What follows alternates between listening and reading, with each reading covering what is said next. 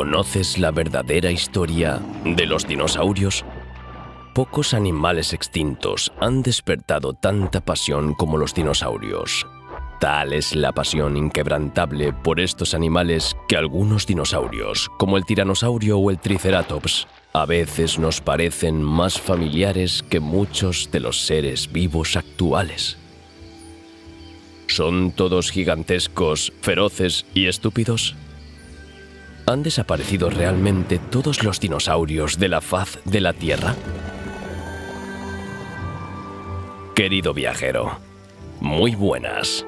Hoy nos vamos a explorar el mundo perdido de los dinosaurios a través de un increíble viaje en el tiempo. Pero antes de emprender tu próxima aventura, recuerda darle a me gusta al vídeo y suscribirte al canal para no perderte nada. Gracias y buen viaje.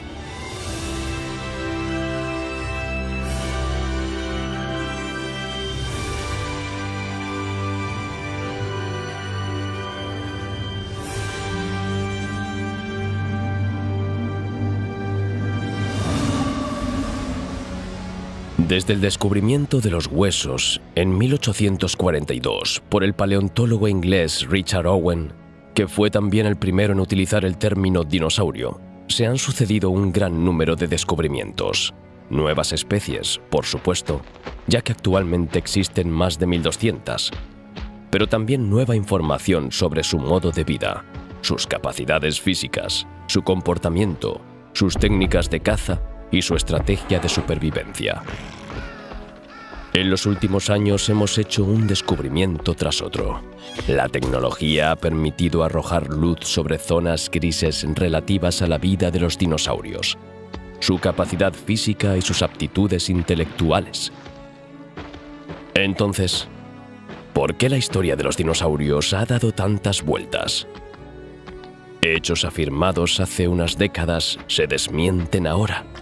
¿Estamos realmente seguros de lo que decimos sobre el tema? Por supuesto, no todo lo que sabemos sobre los dinosaurios es falso. Ha habido interpretaciones erróneas y falsas pistas seguidas, creencias populares e ideas preconcebidas difíciles de sacudir. Pero por todo ello, la gran mayoría de nuestra información sobre estos animales sigue estando actualizada.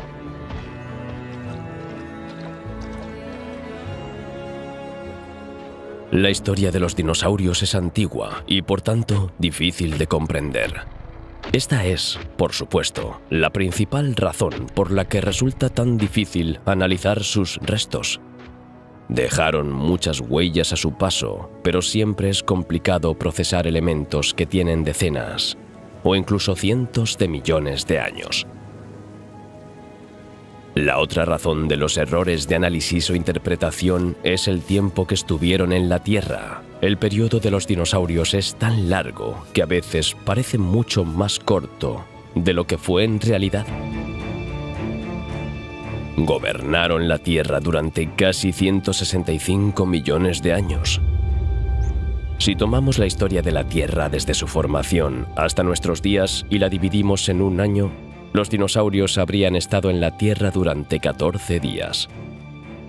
Puede que no parezca mucho, pero es mucho más impresionante que el tiempo empleado por los humanos modernos, representados por el Homo sapiens, que es de 35 minutos en el mismo año.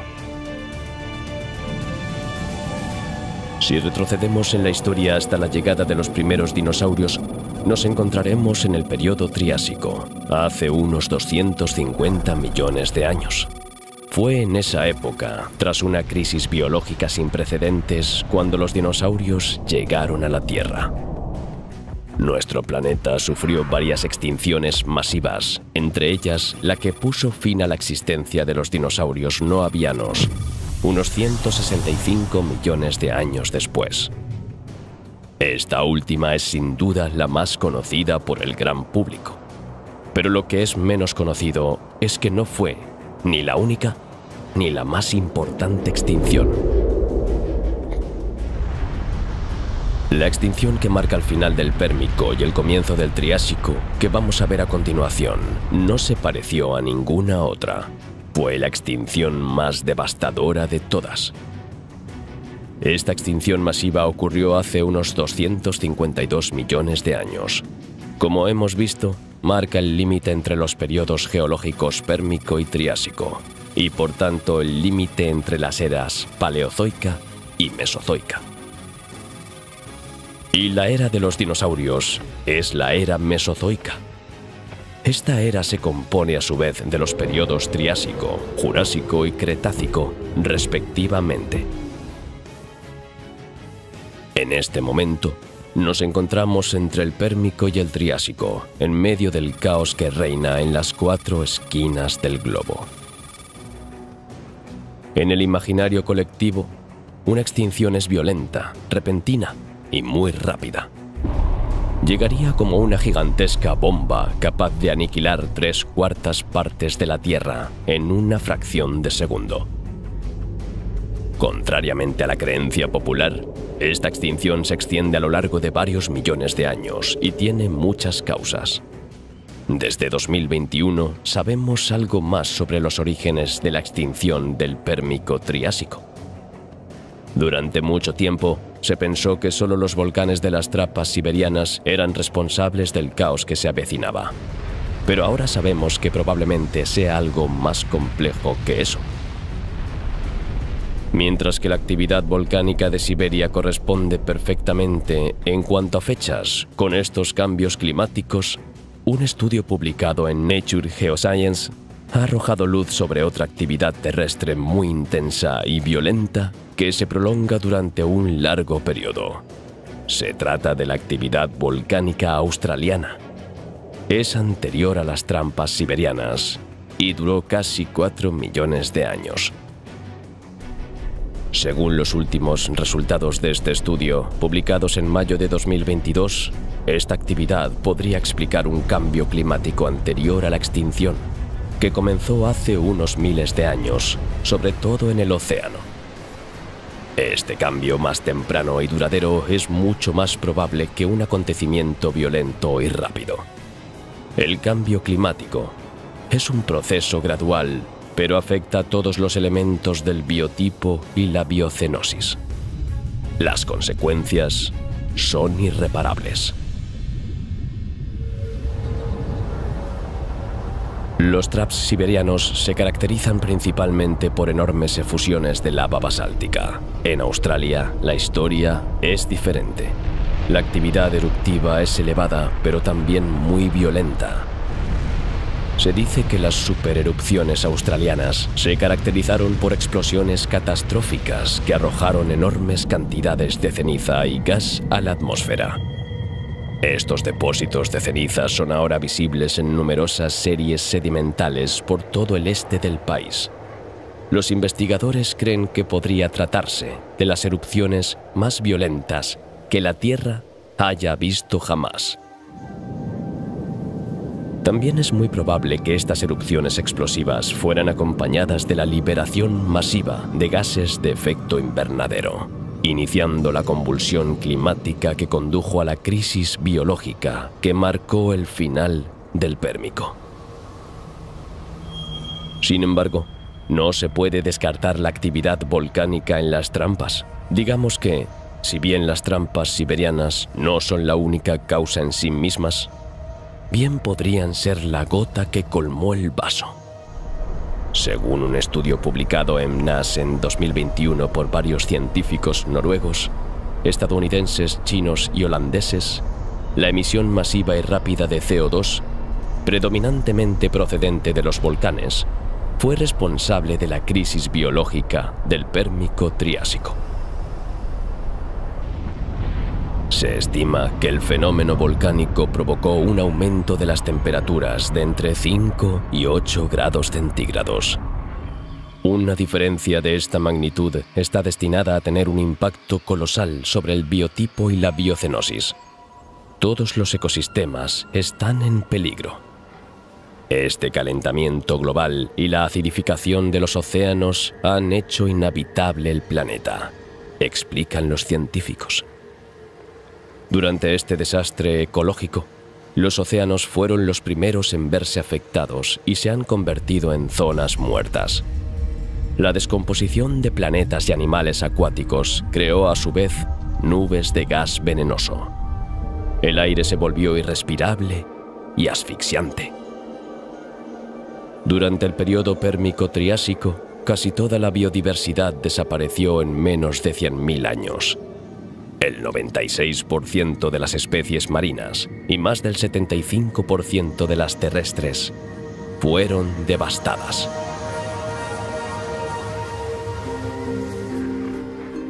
Pero la naturaleza siempre resurge de sus cenizas. Tras esta crisis sin precedentes, la vida ha conseguido insuflarse nueva vida. Algunas especies han sobrevivido, otras están a punto de florecer. Aunque la naturaleza consiguió recuperar sus derechos, no lo hizo sin dificultades. La flora y la fauna tardaron varios millones de años en recuperar la posesión de muchas zonas. Algunas especies consiguieron escapar a lo peor.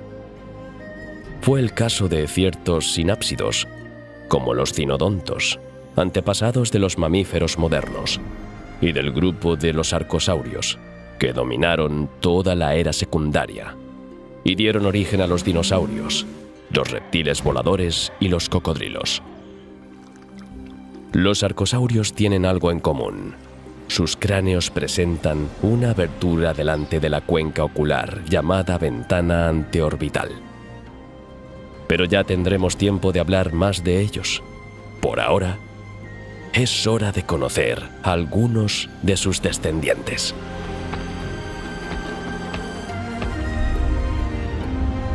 Los dinosaurios son animales extraordinarios. Vivieron en la Tierra durante millones de años y tienen mucho que enseñarnos. Gracias a la tecnología y a una buena dosis de conocimiento y estudio científico, vamos a poder llevarte en un viaje virtual a la era mesozoica. Toma asiento y acomódate. La aventura comienza en el Triásico y tu viaje empieza ahora.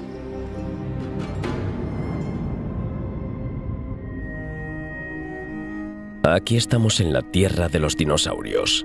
Esto es Pangea. Un vasto océano, llamado Panthalassa, rodea esta masa de tierra que forma un único continente. Contrariamente a lo que podría pensarse, Pangea no tiene un clima único. La tierra de los dinosaurios no era ni un inmenso pantano hasta donde alcanzaba la vista, ni una selva casi tropical. El clima no era el mismo a ambos lados del continente. En el centro de Pangea, formada por la actual Europa, América y África, el clima era principalmente desértico. En cambio, lo que hoy es la India, Siberia e incluso la Antártida tienen climas templados. La Tierra está muy lejos de lo que conocemos hoy. Es como si alguien hubiera mezclado todas las piezas del rompecabezas. Nada parece encajar. Y, sin embargo, durante decenas de millones de años, esta fue la configuración de la Tierra. Esta tierra única fue también la cuna de los dinosaurios. Estos animales experimentaron una gran variedad de climas y periodos geológicos y se adaptaron a distintos entornos, desde desiertos a montañas y selvas. Hace unos 230 millones de años empezaron a aparecer los primeros miembros del grupo de los dinosaurios.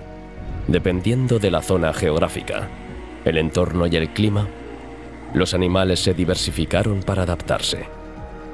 Si recuerdas nuestra pequeña introducción, hemos mencionado cerca de 1200 especies.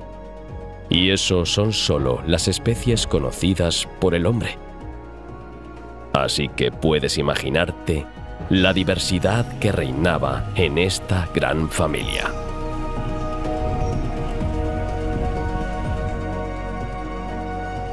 Cuando pensamos en dinosaurios, inmediatamente pensamos en animales grandes. Pero los especímenes de dinosaurios más antiguos distan mucho del tópico habitual de dinosaurios gigantes. Los dinosaurios más antiguos confirmados, que vivieron hace 230 millones de años, eran saurisquios.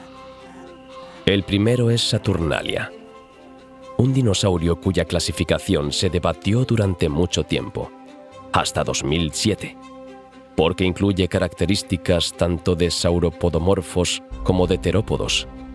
Mide entre 1 y 2 metros de largo y probablemente no supera la altura de las rodillas de un adulto.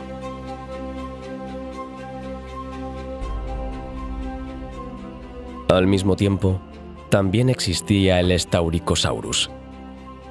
Este antepasado de los saurópodos y terópodos fue descubierto en Sudamérica.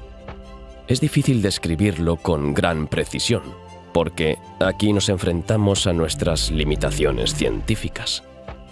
Carecemos de elementos reales, identificables y analizables. Con los pocos restos de que disponen los investigadores, han podido hacer algunas estimaciones. Por el tamaño de su mandíbula, parece ser uno de los dinosaurios más pequeños, con apenas 2 metros de longitud. Probablemente pesaba apenas 30 kilogramos. Sus afilados dientes sugieren una dieta carnívora.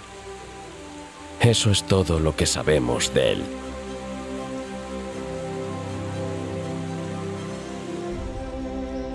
Luego está el Herrerasaurus. También es un carnívoro bípedo. Mide entre 3 y 5 metros de largo, algo más de 1 metro de alto y pesa entre 200 y 350 kilogramos. Es un carnívoro bastante temible. Tiene una mandíbula con una articulación flexible y dientes afilados y curvados. Este impresionante conjunto de piezas bucales le permite desgarrar la carne de todos los vertebrados de su ecosistema, incluidos herbívoros del orden de los rincosáuridos, como Hyperodapedon huxleyi, y el orden de los dicinodontes, así como omnívoros del orden de los etosáuridos, como Aetosauroides scagliali. Otro dinosaurio de la categoría de los plumíferos es el Eoraptor. También es muy pequeño en comparación con el Diplodocus o el Brachiosaurus que ilustran los cuentos infantiles sobre dinosaurios. Solo mide 1 metro de largo y 40 centímetros de alto. Probablemente era más bien omnívoro. Tenía 5 dedos en cada mano. Los 3 más largos terminaban en grandes garras que utilizaban para sujetar a sus presas. Se abalanzaban rápidamente sobre ellas para cogerlas por sorpresa y darse todas las oportunidades. Pero gracias a sus grandes garras, también podía atrapar plantas. Se supone que se alimentaba de pequeños animales, hojas blandas y frutos. Los paleontólogos que han estudiado los restos del Eoraptor creen que es uno de los dinosaurios más antiguos que se conocen. ¿Por qué piensan así? Porque no era un depredador muy evolucionado. Todo apunta a que era un dinosaurio primitivo, por así decirlo. A diferencia de los terópodos, no tiene una mandíbula inferior resbaladiza con la que sujetar a su presa. Del mismo modo, solo unos pocos de sus dientes son curvos y almenados. En un depredador más evolucionado, todos los dientes habrían adquirido esta forma. Sin embargo, sabemos que el Eoraptor perteneció a los saurisquios, gracias sobre todo a la configuración de sus muslos y pelvis. Eoraptor es, por tanto, más antiguo que Herrerasaurus, el que acabamos de ver. Por último, está el Algualqueria, considerado un saurisquio basal, un pequeño omnívoro bípedo que comparte muchas similitudes con el Eoraptor. Así que estos son los primeros dinosaurios pequeños que se pueden haber encontrado en el periodo Triásico. Pero otros dinosaurios, incluso en el Jurásico, eran pequeños. Compsognathus no mide más de 1 metro y pesa unos 2,5 kilogramos. A pesar de ello, ha conseguido hacerse un hueco en la tierra de los gigantes, al igual que el Anchiornis. No mide más de 30 centímetros de altura. Su aspecto de ave ha complicado su clasificación por los científicos. Pero Michael Pittman paleontólogo de la Universidad de Hong Kong, y algunos de sus colegas creen seriamente que se trataba de un ave primitiva o de un dinosaurio troodóntido parecido a un ave. En otras palabras, es un miembro primitivo del grupo de los dinosaurios, que incluye a las aves y a los dinosaurios parecidos a las aves. Comparten su antepasado común más cercano con las aves. E incluso en el Cretácico podemos seguir encontrando pequeños dinosaurios. En 2022, los científicos descubrieron uno de ellos. Los paleontólogos publicaron su descubrimiento en la revista Scientific Reports, describiendo un dinosaurio de entre 94 y 97 millones de años. Mide alrededor de 1,5 metros de largo, incluida la cola, y pesa entre 4 y 7 kilogramos, aproximadamente el tamaño de un gato doméstico. Era un animal robusto, pero que sabía protegerse. Los fósiles han revelado la presencia de una serie de placas óseas entre el cuello y la cola. Se trata del Jacapil canicura. No todos los dinosaurios eran gigantes. Podríamos mencionar muchos otros dinosaurios de tamaño modesto, pero me gustaría hablaros de los orígenes de estos animales, de sus antepasados, de tamaño tan modesto como los que acabamos de mencionar.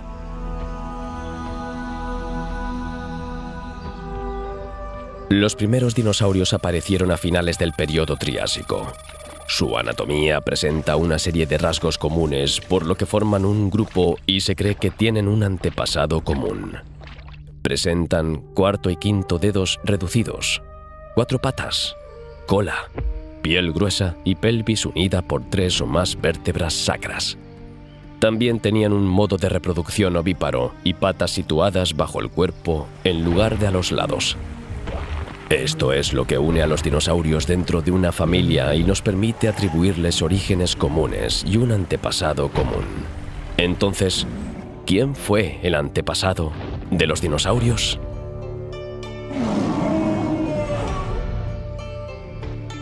Este antepasado común se encuentra entre pequeños arcosaurios de constitución ligera que muestran los inicios de las adaptaciones locomotoras de los dinosaurios, como el Marasuchus, descubierto en el Triásico medio de Argentina, y el Congonapon Kelly. Es este último, que mide solo 10 centímetros, el que más nos va a interesar. ¿Te lo imaginas? Solo 10 centímetros. Y, sin embargo, es el padre de colosos como Diplodocus, Argentinosaurus, Brachiosaurios, T-Rex, Stegosaurios y Triceratops. Todos ellos mucho más grandes que él.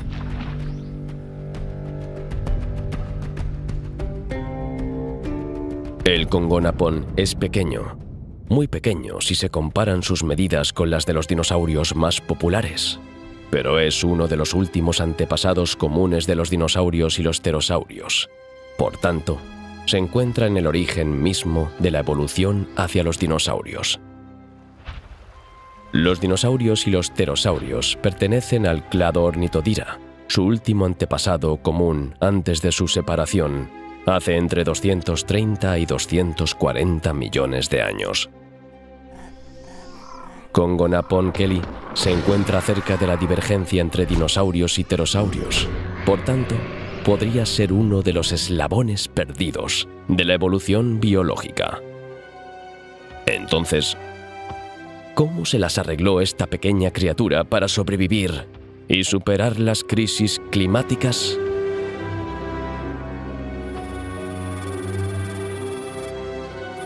Como hemos visto anteriormente, la crisis del Pérmico-Triásico provocó un descenso de la biodiversidad.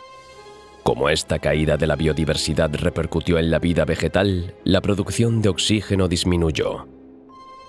El agotamiento del oxígeno en la atmósfera habría favorecido a las especies con sacos aéreos, como los antepasados de los dinosaurios. Estos últimos también tenían plumón que cubría su piel, como en el caso del Congonapon. Esto habría favorecido su termorregulación. Dado que la segunda mitad del Triásico se caracterizó por cambios climáticos extremos, con días muy calurosos seguidos de noches muy frías, las pequeñas plumas habrían permitido a la criatura mantener una temperatura interna confortable.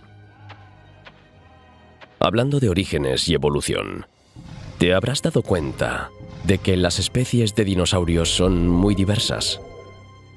Es un grupo muy heterogéneo y, sin embargo, los clasificamos en el mismo grupo. Es difícil encontrar una similitud evidente entre el Archiornis y el Ankylosaurus, ¿verdad? Y, sin embargo, pertenecen al mismo grupo. Y vamos a averiguar por qué. Para apreciar y comprender mejor a los dinosaurios, es importante saber distinguirlos y clasificarlos. Existen dos grandes grupos de dinosaurios. A veces confundimos estos grupos con su dieta, si son carnívoros o herbívoros, o su postura, si tienen 2 o 4 patas. La diferencia entre estos dos grandes grupos radica en su pelvis. El pubis, un hueso de la pelvis de los tetrápodos, apunta hacia abajo y hacia adelante en los saurisquios y hacia atrás en los ornitisquios. Determinar y comprender qué distingue a estos dos grupos nos permitirá aprender más sobre los dinosaurios.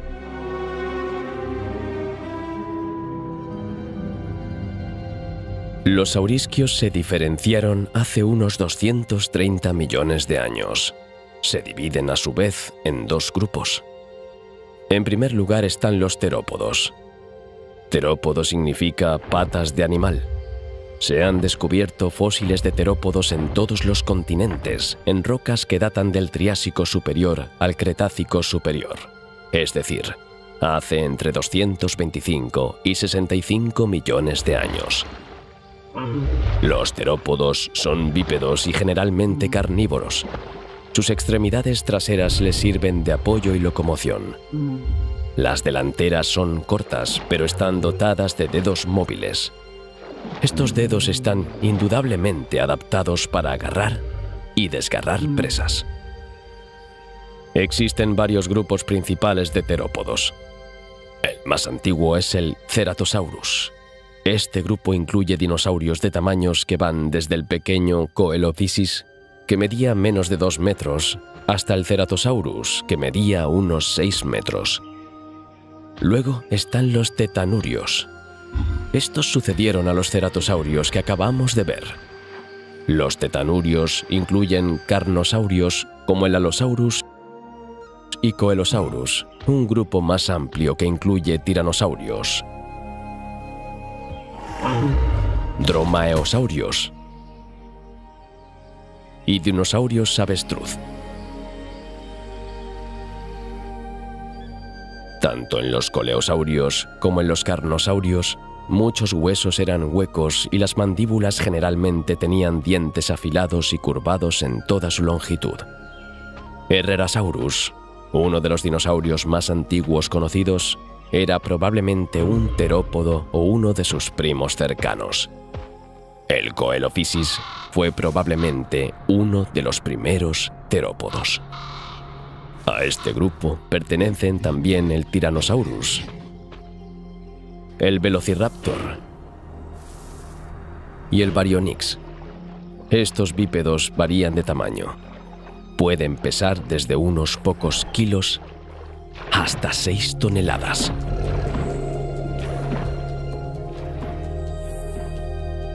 Los sauropodomorfos son cuadrúpedos, generalmente herbívoros. Tienen una cabeza pequeña que descansa sobre un cuello largo. También tienen una cola larga. El nombre de su grupo significa forma con patas de lagarto. En el Triásico superior había dos grupos principales de sauropodomorfos. Los prosaurópodos, que significa antes de los pies de lagarto y por tanto antes de los saurópodos, eran de tamaño mediano, como el Lufengosaurus. Luego estaban los saurópodos, que significa pies de lagarto, que podían alcanzar tamaños gigantescos como el Apatosaurus. A este grupo pertenecen el Diplodocus y el Argentinosaurus. Tenían cuerpos imponentes con grandes estómagos para digerir las grandes cantidades de follaje. La mayoría de ellos también tenían pulgares terminados en grandes garras. El Plateosaurus es un buen ejemplo de sauropodomorfo. Mide entre 8 y 9 metros de longitud.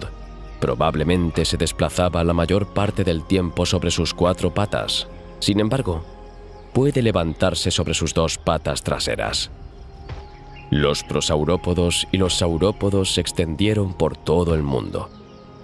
Mientras que los prosaurópodos desaparecieron en el Jurásico inferior, los saurópodos continuaron diversificándose y vivieron durante todo el Mesozoico. El otro gran grupo es el de los ornitisquios. Gran parte del pubis está dirigido hacia abajo y hacia atrás como en las aves, y no hacia abajo y hacia adelante como en la mayoría de los reptiles. Por tanto, en lo que respecta a las aves, podríamos inclinarnos a pensar que sus antepasados eran ornitisquios. Pero, por paradójico que parezca, los antepasados de las aves fueron dinosaurios saurisquios. Pero volvamos al grupo de dinosaurios con pelvis parecida a la de las aves. Los ornitisquios pueden dividirse en 2 subgrupos, los cerápodos y los tireóforos.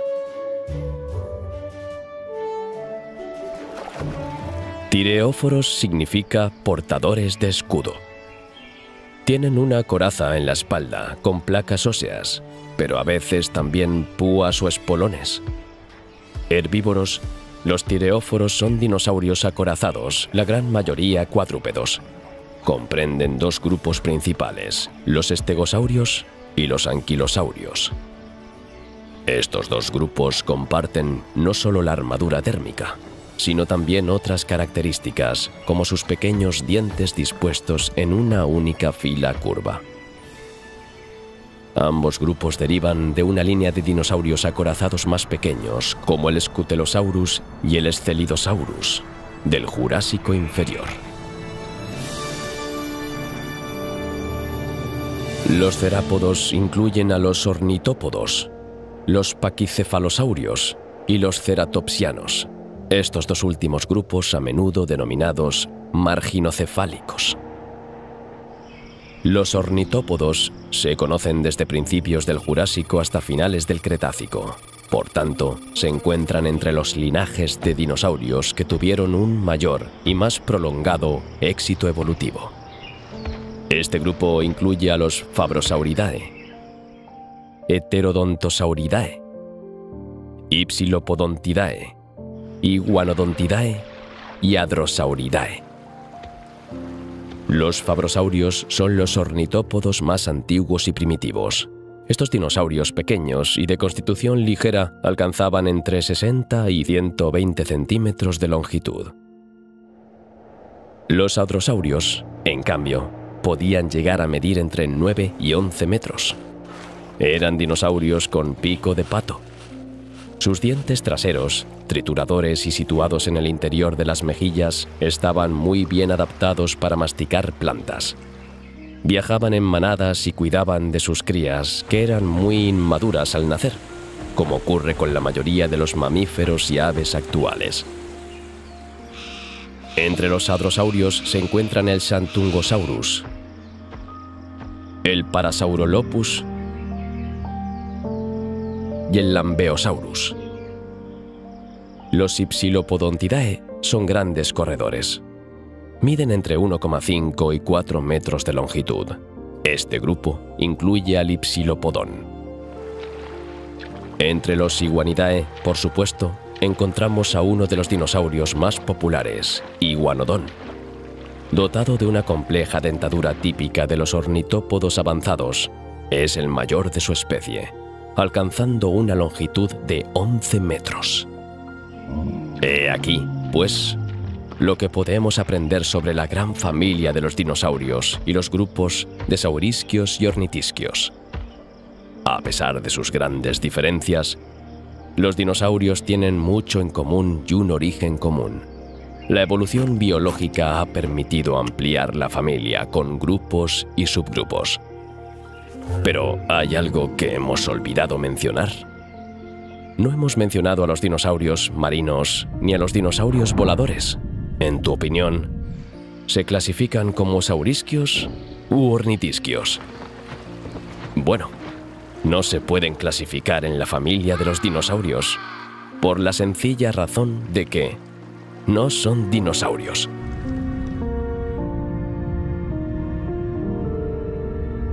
A estos reptiles marinos que vivieron durante la era de los dinosaurios a veces se les llama dinosaurios marinos. Parece lógico, pero los dinosaurios solo son terrestres. Ningún dinosaurio vivió exclusivamente en el agua. Los reptiles marinos que se confunden con los dinosaurios no tienen las mismas características, los mismos orígenes ni el mismo antepasado común que los dinosaurios. Por lo tanto, no están en el mismo grupo que los dinosaurios. Ictiosaurios, Plesiosaurus y Mosasaurus son reptiles marinos. ¿Por qué hacer una distinción entre estas dos familias, dinosaurios y reptiles marinos? ¿Por qué el animal que vemos aquí moviéndose en el océano no es un dinosaurio? Y sin embargo vivió en la era mesozoica al mismo tiempo que los dinosaurios. Como hemos visto, unos criterios de clasificación animal muy concretos sientan las bases de cada familia, de cada clase, de cada grupo. En el caso de los dinosaurios, observamos que estos animales tenían 4 patas y que éstas estaban situadas bajo el vientre. Este no es el caso de nuestros reptiles marinos. Como puedes ver, si efectivamente tienen 4 patas, éstas solo están en los laterales, en los flancos del animal, y no bajo su vientre. Los dinosaurios y los reptiles marinos tampoco tienen un antepasado común. Por lo tanto, los reptiles marinos no pueden ser dinosaurios.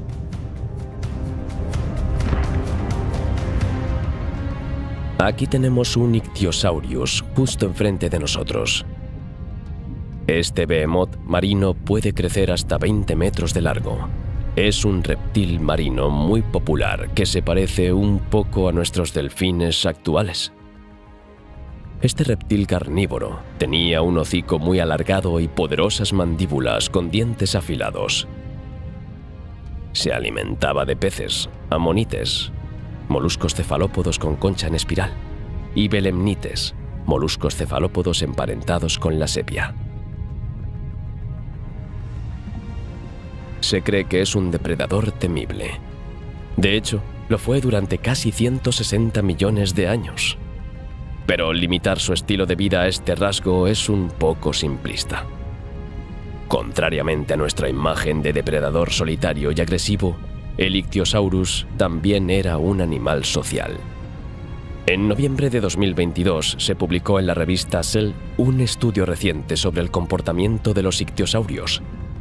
De los resultados de este estudio se desprende que el Ichthyosaurus tenía hábitos similares a los de nuestras ballenas. Los ictiosaurios migraban mucho y, sobre todo, vivían en grupos durante la época de parto.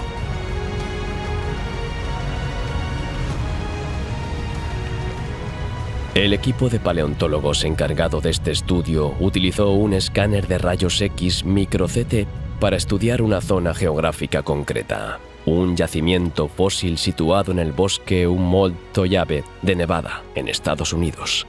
Descubrieron que habían encontrado embriones y crías recién nacidas de una especie de ictiosaurio llamada Shonisaurus. ¿Por qué había tantos ictiosaurios jóvenes concentrados en el mismo lugar? Este es el misterio que los paleontólogos han intentado desentrañar. Gracias al uso de la tecnología y de diversas herramientas de análisis, se ha descartado una causa climática, como un cambio brusco de temperatura. Nada había alterado su ecosistema. También se ha descartado el varamiento masivo, ya que, utilizando diversas herramientas, los científicos creen seriamente que los huesos se hundieron en el fondo del mar. Probablemente no había alimento para ellos en esta región, y sin embargo podemos ver un gran número de recién nacidos y embriones. Entonces, ¿qué podemos deducir de esto?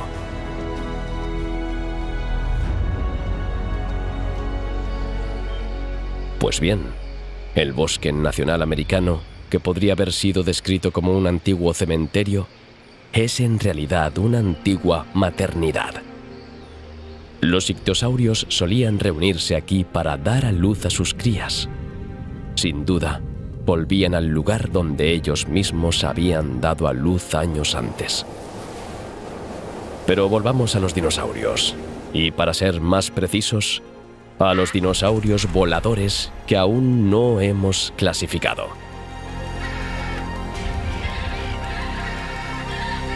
Los pterosaurios forman parte del bestiario de los dinosaurios.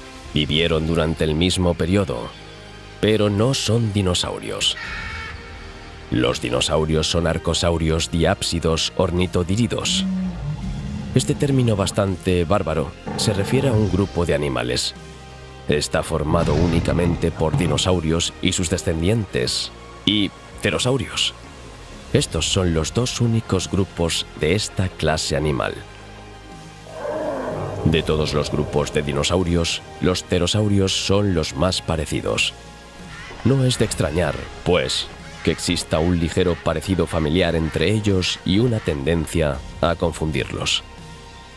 Los pterosaurios fueron los primeros vertebrados que dominaron el cielo, al menos que sepamos hoy. Al igual que los dinosaurios, los pterosaurios presentan una gran variedad de especies. Algunos, como el sorde, miden apenas 60 centímetros, mientras que otros, como el ananguera, se acercan a los 4,60 metros. El pteranodón tiene una envergadura de más de 6 metros.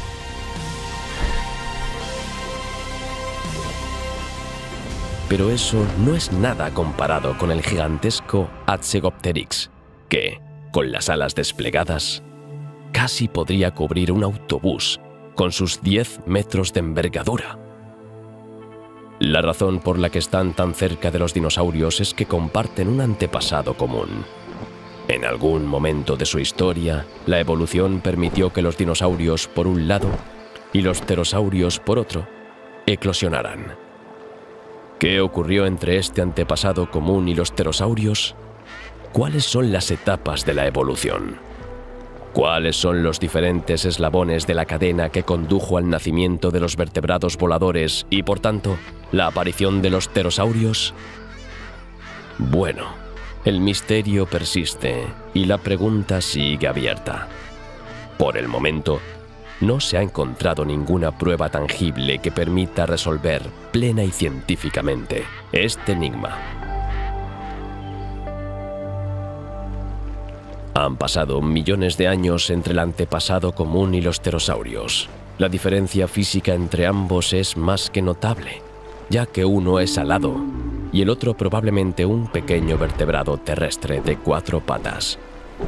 A pesar de ello, todos los pterosaurios más primitivos que conocemos hoy están bien desarrollados y ya existían varias especies en esa época. Así que la evolución estaba muy avanzada.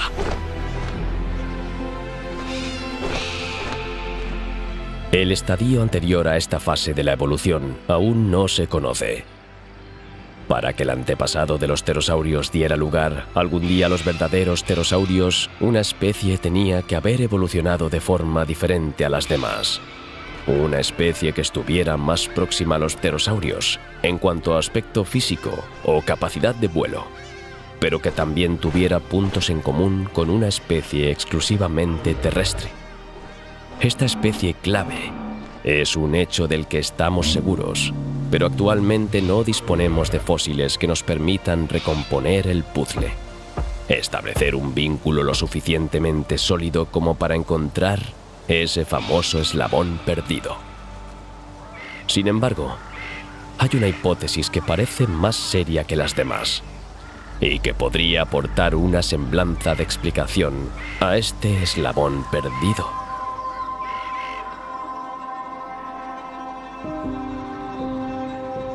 Si una especie de vertebrado terrestre saltara de árbol en árbol o incluso planease durante unos segundos durante su salto, como algunas ardillas voladoras por ejemplo, entonces esta especie sería la especie clave.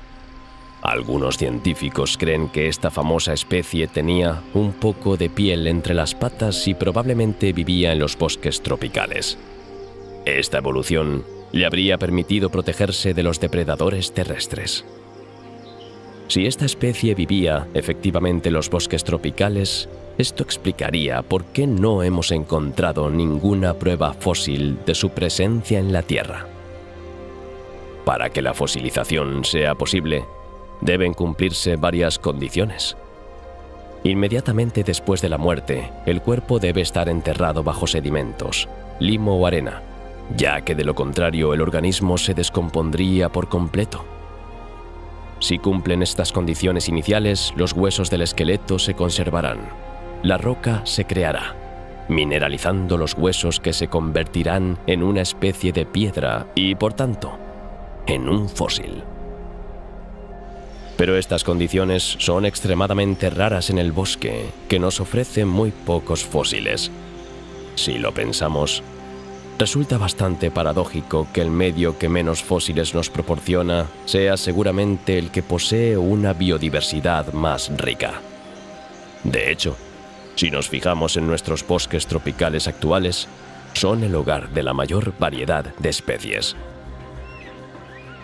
Así que habrá que esperar para saber más sobre el origen de los pterosaurios.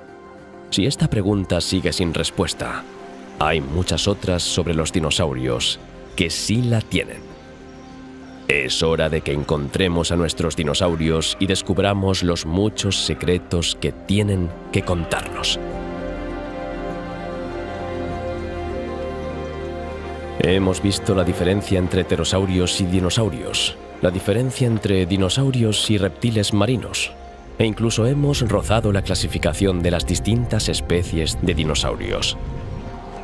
Pero para entender realmente a los dinosaurios, necesitamos investigar más. Un dinosaurio también es conocido por ser un reptil de sangre fría, feroz y no muy inteligente. Pero volvamos a sumergirnos en la era mesozoica a la luz de los últimos conocimientos y descubramos cómo era la vida de los dinosaurios.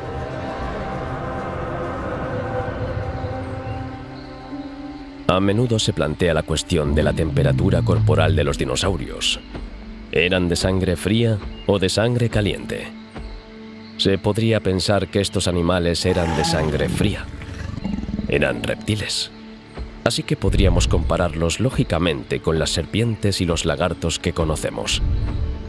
Pero en la escala evolutiva, los dinosaurios se sitúan entre las aves y los reptiles, y las aves son de sangre caliente. Entonces, ¿qué ocurre realmente con los dinosaurios? Recientemente se han llevado a cabo algunas investigaciones, y los resultados son cuanto menos sorprendentes. Los científicos, entre ellos la paleobióloga Yasmina Wehrman, del Instituto Tecnológico de California, utilizaron una tecnología, la espectroscopia infrarroja para ser más precisos, que se centra en las interacciones entre las moléculas y la luz. En otras palabras, el método utiliza infrarrojos para cuantificar el número de moléculas de desecho en los fósiles. ¿Por qué es importante este índice y qué secreto nos cuenta? El metabolismo de un animal se reduce esencialmente a la eficacia con la que convierte el oxígeno en energía. Los animales de sangre caliente o endotérmicos tienen una tasa metabólica elevada. Necesitan respirar grandes cantidades de oxígeno y comer más para mantener su temperatura corporal. Por el contrario, los ectotermos o animales de sangre fría como los reptiles tienen un nivel de actividad más moderado y dependen de las condiciones externas para mantener su temperatura corporal. En resumen, no toman el sol por placer, sino por necesidad. Tienen una tasa metabólica baja. La tasa metabólica, es decir, la mayor o menor capacidad de convertir el oxígeno en energía para vivir, es por tanto el indicador más convincente de la temperatura corporal. El uso de oxígeno en un organismo deja huellas. La tecnología nos permite detectar estas huellas en los fósiles. Estas huellas, en forma de restos en los huesos, pueden detectarse mediante luz infrarroja. Así que ahora podemos estudiar el metabolismo desde un nuevo ángulo y calcular la tasa metabólica, incluso en animales que desaparecieron hace millones de años. Una vez calculada esta tasa, aún no podemos determinar la temperatura corporal del animal fosilizado. Estos datos deben compararse con otros datos verificados y validados para establecer una escala de comparación. Utilizando esta escala establecida para todos los animales que conocemos hoy en día y comparando estos datos, podemos deducir la temperatura corporal de los animales. Y los dinosaurios eran de sangre caliente, o al menos una gran parte de ellos. De los dos grandes grupos de dinosaurios que hemos mencionado antes, los ornitisquios incluían algunos ejemplares de sangre fría, como el Triceratops. Pero su gran cola probablemente le ayudaba a regular su temperatura. También puede haber sido el caso del Stegosaurus, con su espina dorsal, que también tenía una tasa metabólica baja. Eran herbívoros masivos, pero lentos.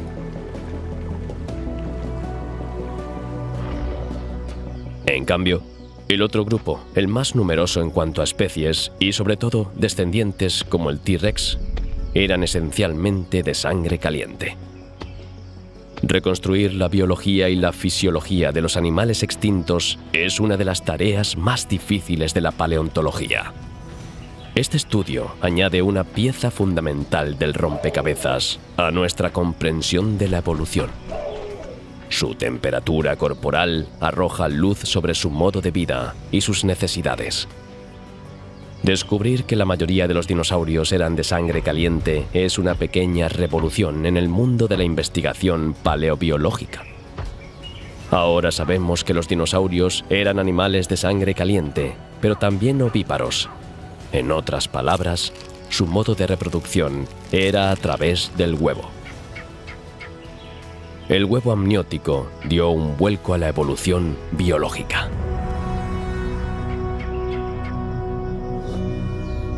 Hasta la beneficiosa protección que proporciona el huevo, teníamos que luchar para sobrevivir. Durante los primeros miles de millones de años, la vida solo pudo establecerse en un medio acuático. El agua les servía de apoyo. Pero en tierra, rodeados solo de aire, no ocurría lo mismo. El esqueleto tuvo que fortalecerse, solidificarse y consolidarse, la piel hacerse más gruesa y el modo de reproducción adaptarse.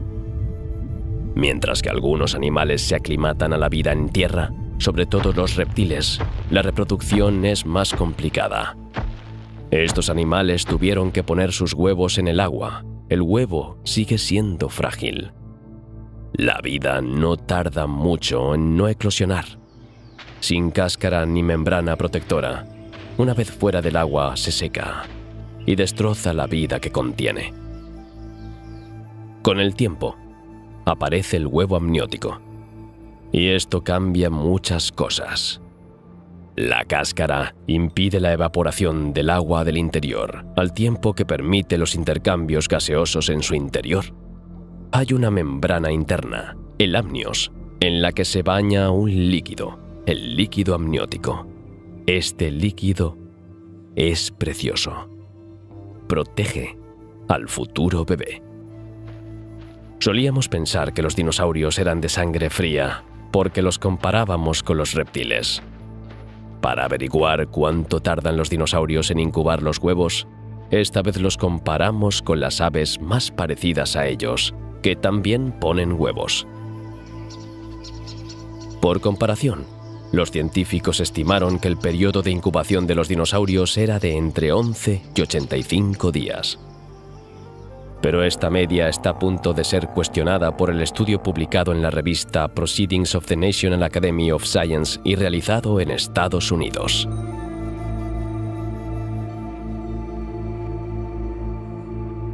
Darla Zelensky, profesora adjunta de Geociencias de la Universidad de Calgary, en Florida, y su equipo de investigadores estudiaron detenidamente los embriones que les fueron entregados.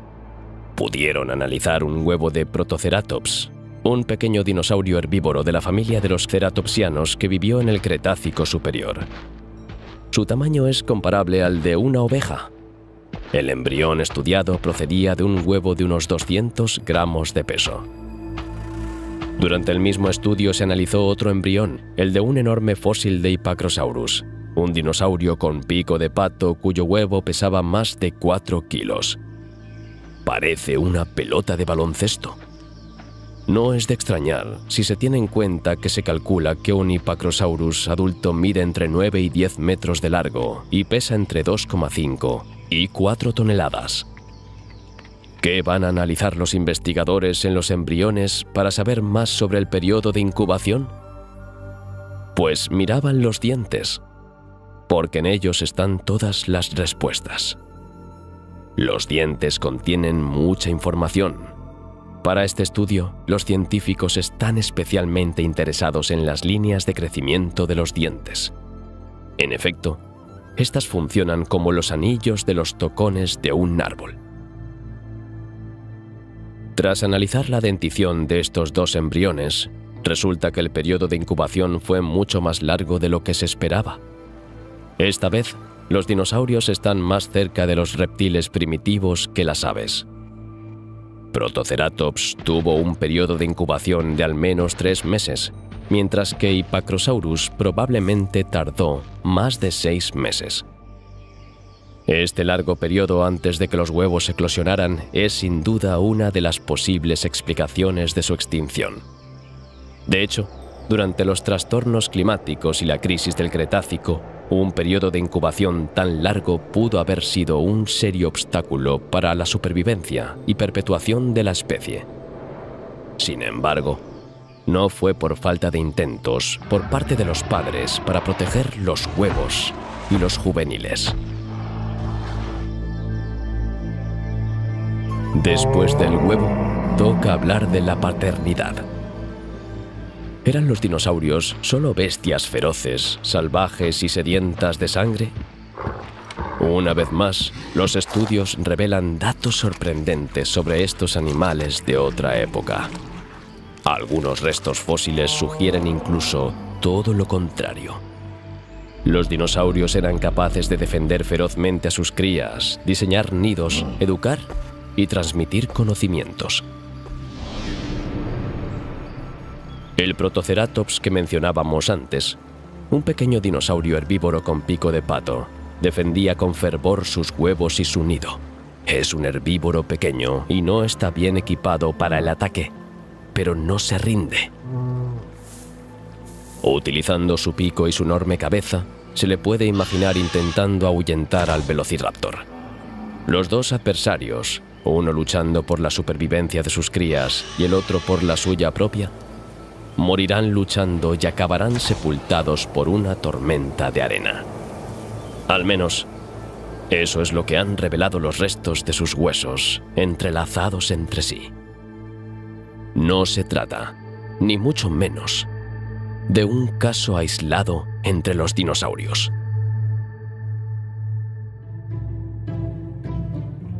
Los fósiles de Psittacosaurus también pueden dar testimonio del espíritu paternal y benévolo de los dinosaurios. Los paleontólogos han encontrado un único Psittacosaurus adulto rodeado de 34 pequeños dinosaurios agrupados en círculo. Se sabe muy poco sobre sus muertes. Lo que sí sabemos es que fue rápida y tuvo lugar en un momento de gran actividad. Al menos eso es lo que sugieren las posiciones en las que se encontraron los dinosaurios. Pero lo que realmente nos interesa aquí es el gran número de crías recién nacidas y la presencia de un solo adulto. Esta configuración de fósiles se asemeja a una especie de guardería de dinosaurios. Un adulto hace de niñera y protege a las crías del grupo. Aún es pronto para saberlo, pero es posible que los otros padres dinosaurios aprovecharan la ayuda de la niñera para buscar comida para ellos y sus crías. Los oviraptores, por su parte, se instalaban en sus nidos del mismo modo que las aves que conocemos hoy, con el cuerpo colocado en el centro del nido y los brazos extendidos sobre los huevos para protegerlos. Los fósiles confirman una vez más el lado protector de otro miembro de los dinosaurios. En la década de 1970 se descubrió un gigantesco nido fosilizado que había albergado a cientos de ejemplares de Maiasauras hace más de 80 millones de años. Jack Horner, el paleontólogo que los descubrió, estudió detenidamente los fósiles, su posición, su configuración en relación con los demás y la edad estimada de cada uno de ellos han sido examinados con lupa. Esta vez, las pistas revelan que los dinosaurios no solo eran capaces de proteger los huevos, sino que también desempeñaban una función protectora una vez que estos habían eclosionado. De hecho, también cuidaban de sus crías una vez nacidas. Pero, ¿cómo podemos estar seguros? Pues bien, a partir de los fósiles encontrados en estos nidos y sus alrededores, podemos ver que hay varias crías de diferentes edades en el mismo nido y restos de vegetación fosilizados. Esto significa que los Maiasauras alimentaban a sus crías directamente en el nido, pero también que cuidaban tanto de los recién nacidos como de los juveniles. Los Maiasauras no eran los únicos animales que cuidaban de sus crías durante un largo periodo de tiempo. Los científicos han podido demostrar mediante análisis de fósiles que Psittacosaurus y Masopondylus, por ejemplo, también eran padres muy implicados.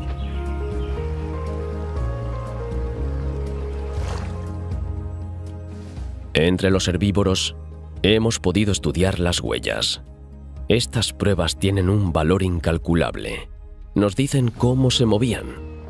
¿Se desplazaban lenta o rápidamente? ¿En grupo o en solitario?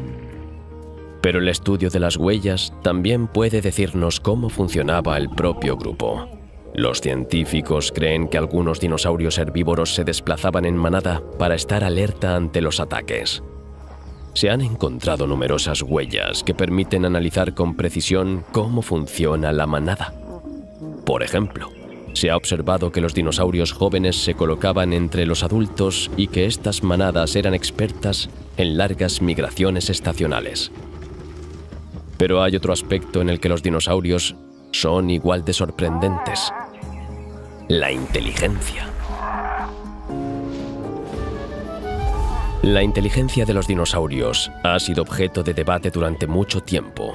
En el imaginario colectivo, los dinosaurios eran simples reptiles, un poco tontos, no muy brillantes o incluso un poco simples. En otras palabras, no eran inteligentes. ¿Por qué pensamos eso? Esta idea se deriva del tamaño del cerebro de los dinosaurios, que no era muy grande. El método más utilizado para medir la inteligencia consiste en comparar el tamaño del cerebro en relación con el cuerpo, lo que se conoce como coeficiente de encefalización. En muchos dinosaurios, incluido el T-Rex, este coeficiente de encefalización era bajo. Por ello, se pensaba que los dinosaurios no eran seres muy desarrollados intelectualmente ni reflexivos. Algunos de ellos destacaban entre la multitud, sobre todo Troodon, reputado durante varios años como el dinosaurio más inteligente conocido, con un IQ de 6. Las rapaces rivalizaban con ellos con un IQ de 5,8. Para que tenga con qué comparar, los humanos tienen un coeficiente intelectual de 7,44. Es el más alto. Como los humanos están en la cima de la cadena, se consideró que este método de cálculo permitía evaluar la inteligencia y hacerla medible y comparable.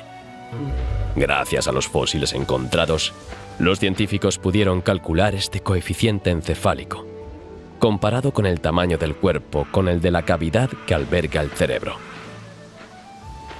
Pero este método ha sido cuestionado desde entonces.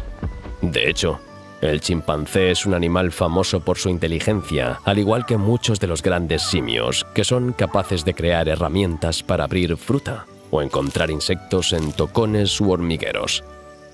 También son capaces de comunicarse y aprender. Se han realizado numerosos experimentos para poner de manifiesto las sorprendentes habilidades de estos animales. Sin embargo, si nos fijamos en el coeficiente intelectual, el chimpancé sería un idiota con la puntuación de tan solo 2,49. Así que las limitaciones del método saltan a la vista. Puede que los raptors y los troodons fueran muy inteligentes, pero eso no significa que los demás no lo fueran. Y menos aún que debamos generalizar esta falta de inteligencia a todos los dinosaurios. Algunos incluso podrían sorprenderte.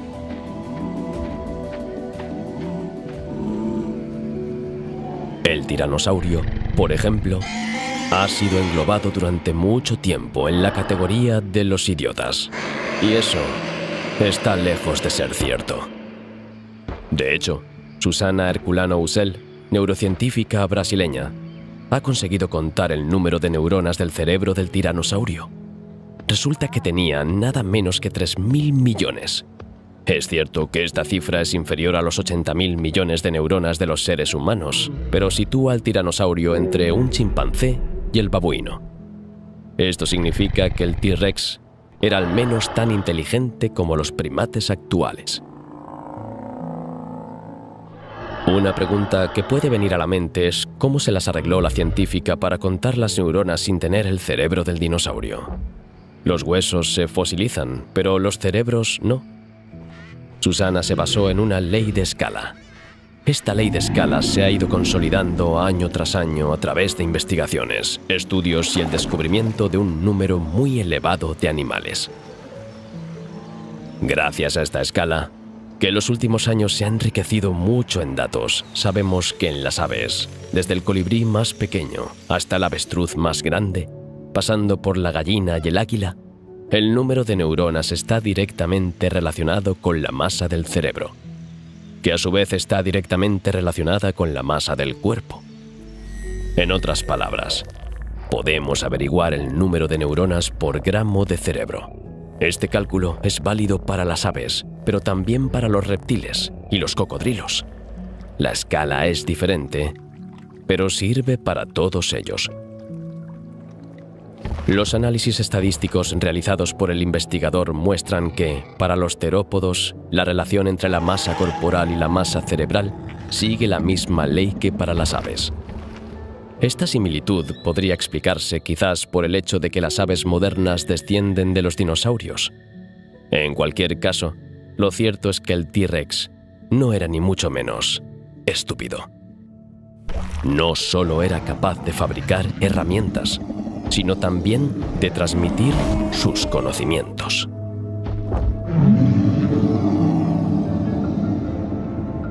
Este proceso y los distintos datos recogidos también nos permiten actualizar nuestros conocimientos en otro ámbito.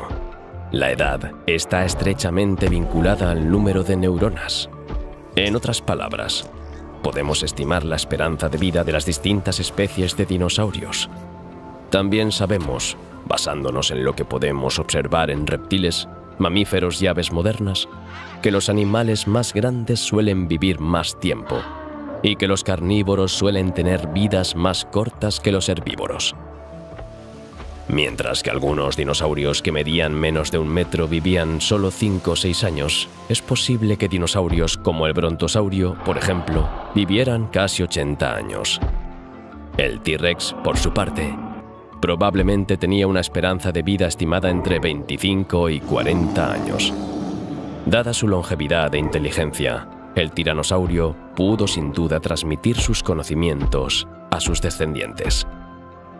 Pero no solo en el ámbito de la inteligencia de los dinosaurios nos hemos alejado de la verdad, ya sea por falta de conocimientos o simplemente por incorporar ideas recibidas como hechos reales. Los dinosaurios tienen mala imagen. Son bestias feroces, agresivas y sedientas de sangre. Como puedes imaginar, la verdad es mucho más compleja que eso. Es el cerebro de un Tecodontosaurus antiquus el que puede ayudar a cambiar la opinión de la gente sobre el tema. Los dinosaurios también podían ser animales sociales. Los restos del Tecodontosaurus antiquus fueron desenterrados hace mucho tiempo. Se conservaron en los laboratorios de la Universidad de Bristol y no se habían estudiado desde entonces, al menos no con la tecnología actual. Utilizaron el escáner y varias herramientas de imagen en 3D para hacer un molde y revelar el oído interno. Observaron la existencia de dos grandes lóbulos floculares, situados en la parte posterior del cerebro. Desempeñan un papel importante en el equilibrio. Su gran tamaño en este dinosaurio sugiere que probablemente era bípedo, contrariamente a lo que se pensaba. Los investigadores también pudieron reconstruir la anatomía del oído interno del Tecodontosaurus y compararla con la de otros dinosaurios. Según ellos, su frecuencia auditiva era relativamente alta, lo que le permitía oír los sonidos y gritos emitidos por diversos animales, incluidos los de sus congéneres dinosaurios. Una pista sobre la posibilidad de una interacción social guiada por el sonido. Así que los dinosaurios eran inteligentes e incluso podían ser animales sociales.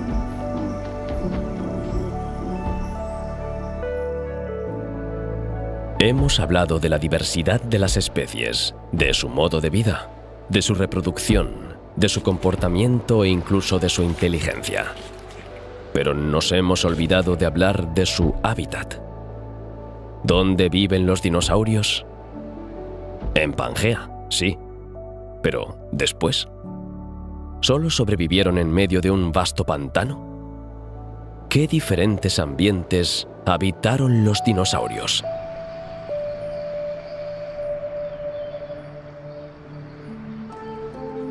Los dinosaurios vivían en toda la Tierra, pero algunos lo hacían en regiones muy concretas, como muchos de nuestros animales actuales.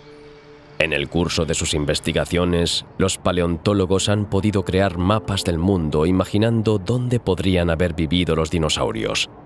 Para ello se basan en sus conocimientos sobre los dinosaurios, los animales, la biología y su interpretación de los restos y fósiles encontrados. Estos mapas evolucionan a lo largo de los milenios en función de las nuevas disposiciones geográficas y los cambios climáticos, por ejemplo. El período Triásico, hace entre 252 y 201 millones de años, estuvo marcado por el nacimiento de los dinosaurios, pero también por una configuración muy particular de la Tierra. Nuestro planeta está formado por un único continente, una masa de tierra única, Pangea. Los dinosaurios vivieron y evolucionaron en esta tierra única, pero algunas especies nunca se encontraron. La Tierra puede ser única, pero el clima no lo es. Empecemos por el centro de Pangea. Aquí parece que el interior de la Tierra era completamente seco, encerrado tras enormes cadenas montañosas que bloqueaban toda la humedad. El clima es casi desértico.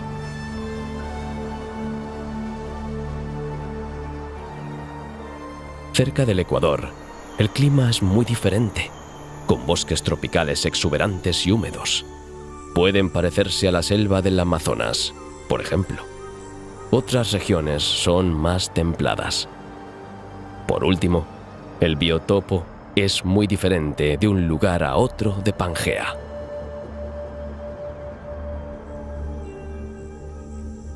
Cada especie se ha instalado en un medio adaptado a sus necesidades. Cada especie está equipada para adaptarse a las condiciones específicas de su entorno. Por tanto, sería erróneo afirmar que todos los dinosaurios vivían en pantanos o selvas tropicales.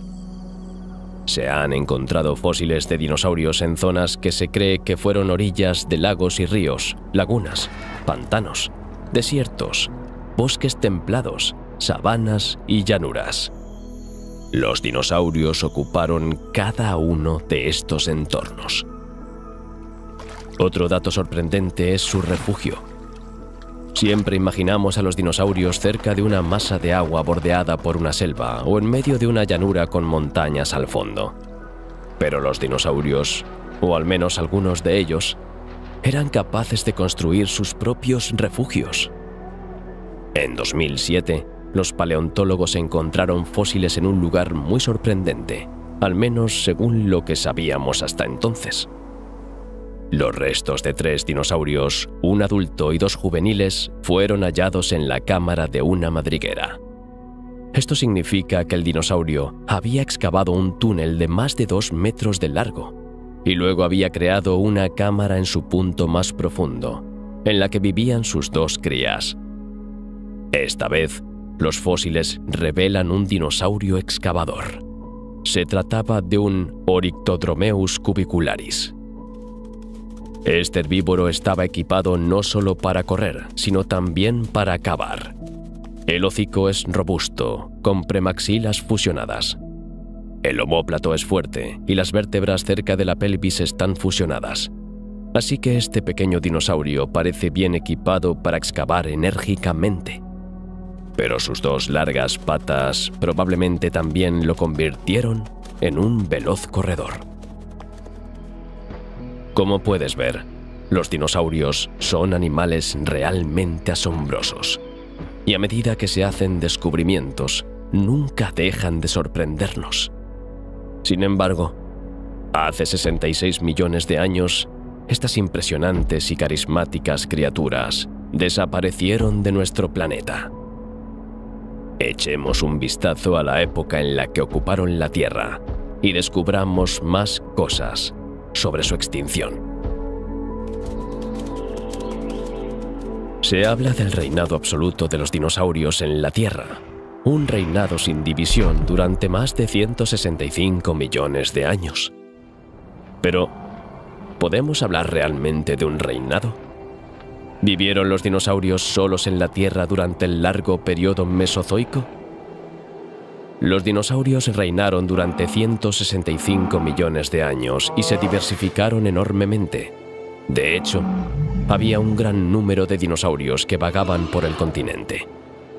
Los había herbívoros y carnívoros, cazadores, recolectores, excavadores, bípedos, cuadrúpedos, con plumas y escamas, pequeños y rápidos, pesados y lentos, grandes y largos. En resumen, la familia de los dinosaurios creció y se desarrolló. Hoy conocemos unas 1.200 especies gracias a los fósiles descubiertos, pero estas son solo las especies que, gracias a la suerte, dejaron fósiles que atestiguan su presencia. La inmensa mayoría no ha dejado rastro de su paso, sencillamente porque no se daban las condiciones para la fosilización. Por tanto, esta cifra es solo una muestra del número de especies que existieron realmente. Aunque los dinosaurios eran numerosos y ocupaban gran parte del continente, ¿seguían siendo los reyes del Mesozoico? ¿Eran los únicos que vivían en la Tierra? Ya sabemos que también estaban presentes los reptiles marinos y los pterosaurios, los reptiles voladores. Pero no fueron los únicos contemporáneos de los dinosaurios.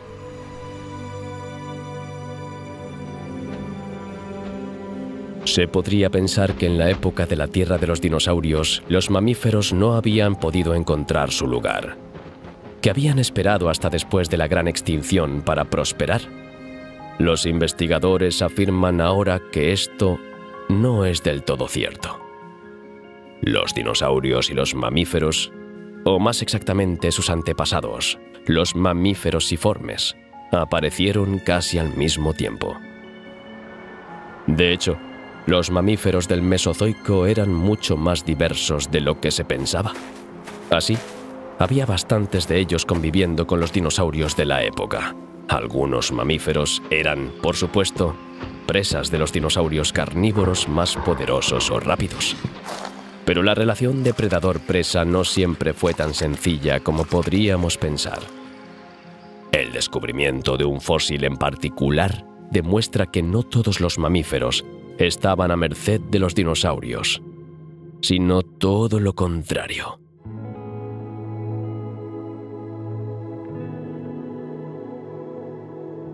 Repenomamus gigantic es un gran mamífero de la era mesozoica. Probablemente sea el mamífero más grande de su época. Los paleontólogos han estudiado un fósil de este espécimen hallado en la actual China. Para conocer el modo de vida y la dieta de este Repenomamus gigantesco, los paleobiólogos analizaron el contenido de su estómago, es decir, los restos de elementos aún presentes en él. Tras estudiar el contenido estomacal, descubrieron que se trataba de restos de un Psittacosaurus y de otros reptiles. Este mamífero era, por tanto, carnívoro, buen zapatero y no dudaba en enfrentarse a los dinosaurios. Sin embargo, este ejemplo de carnívoros no debe tomarse como representativo de la mayoría. Antes de la extinción de los dinosaurios, los mamíferos eran en su mayoría nocturnos e insectívoros. Quizá fue esto lo que les permitió sobrevivir a la crisis que marcó el final del Cretácico. David Grossnickel, investigador de la Universidad de Washington, Estados Unidos, ha realizado varios estudios sobre el tema. Según los trabajos dirigidos por su equipo, los mamíferos sufrieron 3 grandes radiaciones evolutivas a lo largo de su historia. Esto les permitió adaptarse a su entorno y a nuevos nichos ecológicos. Prosperaron y se diversificaron. Las nuevas especies que aparecieron eran capaces de trepar, deslizarse o excavar madrigueras. Su dieta se orientó hacia la carne, las hojas y los crustáceos. Y se cree que se produjeron al menos 2 de estos cambios evolutivos, uno a principios del Jurásico, hace entre 190 y 163 millones de años, y el otro durante el Cretácico superior, hace unos 90 millones de años, en una época en la que los dinosaurios aún prosperaban en la Tierra. Los dinosaurios también experimentaron una importante evolución y diversificación biológica. Hemos visto claramente una gran diversificación y evolución de las especies, tanto físicamente como en cuanto a sus capacidades intelectuales y sociales. Si ambas familias prosperan, esto indica que la cohabitación entre estos 2 grandes grupos fue posible. No obstante, nos acercamos al final de los dinosaurios. Hace 66 millones de años, desaparecieron definitivamente. ¿La culpa es de los mamíferos? ¿Fue la evolución o un fracaso?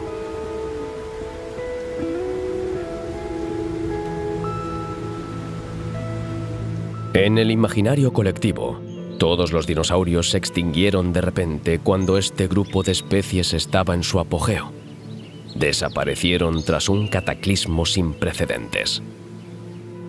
¿Cuántos errores en tan pocas frases? No, los dinosaurios no desaparecieron todos. No, no en su apogeo. Y no de repente y finalmente. No como resultado de un cataclismo sin precedentes. Ha habido muchas extinciones masivas. La crisis del Cretácico terciario fue importante, con la desaparición del 50% de las especies. Pero nada parecido a la crisis del Pérmico Triásico, que acabó con casi el 95% de las especies de la Tierra. En segundo lugar, hay que entender que ninguna de estas extinciones fue tan repentina y violenta como para arrasar todas las especies en pocos días. Fueron largos periodos de crisis, que se prolongaron durante miles o incluso millones de años. Los cambios de temperatura, muy cálidos o muy fríos, los cambios en la composición del aire o incluso los cambios en la acidez de los océanos, si se extienden por todo el globo y son demasiado rápidos para que los seres vivos puedan adaptarse, provocan entonces el inicio de una crisis. Es gradual, pero el impacto es inevitable. Miles de especies están condenadas a la extinción. Los científicos aceptan que la crisis del Cretácico tuvo varios orígenes. Como vimos con la crisis del final del Pérmico, las causas de estas crisis suelen ser múltiples y estar marcadas por cambios a escala mundial. En las traps del Deccan, en la India actual, se pueden encontrar huellas de una actividad volcánica muy intensa, pero durante el mismo periodo, hace 65 millones de años, se produce otro gran acontecimiento que marcó para siempre la historia de nuestro planeta. Un meteorito impactó contra la Tierra en México, en Chicxulub. El meteorito medía entre 10 y 80 kilómetros de diámetro. Un impacto con un objeto celeste de tal magnitud y velocidad causa daños irreparables e impacta en todos los ecosistemas. Las erupciones volcánicas permanentes y el polvo levantado por el meteorito alteraron el orden de las cosas. La atmósfera opaca habría limitado los rayos solares. Las plantas ya no podrían beneficiarse de la fotosíntesis, su fuente vital de energía. Los herbívoros, sin vegetación, se vieron privados de alimento y a su vez murieron. Luego vinieron los carnívoros que tampoco tenían alimento con el que sobrevivir. Según la mayoría de los datos científicos, esta extinción se produjo muy rápidamente en términos geológicos. Se cree que los efectos inmediatos y a corto plazo del impacto, como incendios globales, tsunamis, una noche prolongada causada por aerosoles y el hollín de la atmósfera, y un descenso drástico de las temperaturas, fueron catastróficos para muchas formas de vida. A continuación se produjo un efecto invernadero a largo plazo debido a los gases liberados durante el impacto, lo que provocó el calentamiento global. Aún se debate sobre la velocidad exacta de la extinción, pero muchos estudios sugieren que pudo tener lugar entre unos pocos años y varios miles de años después del impacto. Algunas especies sobrevivieron a la convulsión. Por ejemplo, sobrevivieron pequeños animales insectívoros, carroñeros, tortugas, tiburones, cocodrilos y muchos otros. Todo esto ocurrió hace 66 millones de años, en el apogeo de los dinosaurios. Bueno, no exactamente en su apogeo. De hecho, numerosos estudios realizados a finales del Cretácico revelan que los dinosaurios estaban en declive. El número de ejemplares, sobre todo de gran tamaño, disminuía considerablemente. Además, la diversidad también disminuía. Todo esto significa que su desaparición era probablemente irreversible. La explicación sigue sin estar clara. Algunos científicos creen que la fragmentación de los continentes tras la ruptura de Pangea les perjudicó. El cambio climático que modificó el clima y la flora, la subida del nivel del mar y otros fenómenos pusieron a los grandes animales en desventaja en estos espacios más reducidos. La aparición y diversificación de las plantas con flores, sobre todo las angiospermas, también puede haber modificado los ecosistemas terrestres. Mientras que algunos dinosaurios fueron capaces de adaptarse a estas nuevas fuentes de alimento, otros, en particular los grandes herbívoros especializados, pueden haber estado en desventaja.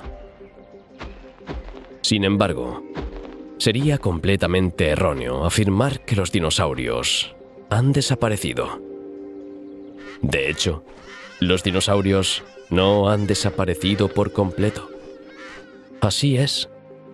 Sus descendientes aún viven entre nosotros y han logrado establecerse en los 4 rincones del mundo con gran facilidad.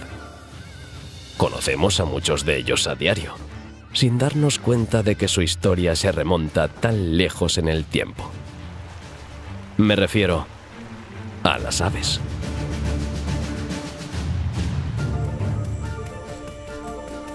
Efectivamente, la familia de los terópodos ha sobrevivido a la crisis.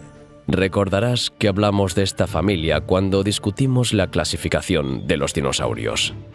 Los terópodos incluyen tiranosaurios, velociraptores, alosaurios e incluso aves. Otra distinción importante: las aves no son representantes de los dinosaurios como podría pensarse. Sin dinosaurios por derecho propio, formando una de las familias de terópodo, sino dinosaurios por derecho propio, formando una de las familias de terópodos. La historia de los dinosaurios es mucho más larga de lo que podíamos imaginar y mucho más compleja de lo que creíamos. Son animales extraordinarios cuyo estudio sigue sorprendiéndonos hoy en día. Cada nuevo descubrimiento es una pequeña revolución paleontológica o biológica. Así que el viaje al país de los dinosaurios no está a punto de terminar. Aún tenemos mucho que aprender de estos animales de otra época.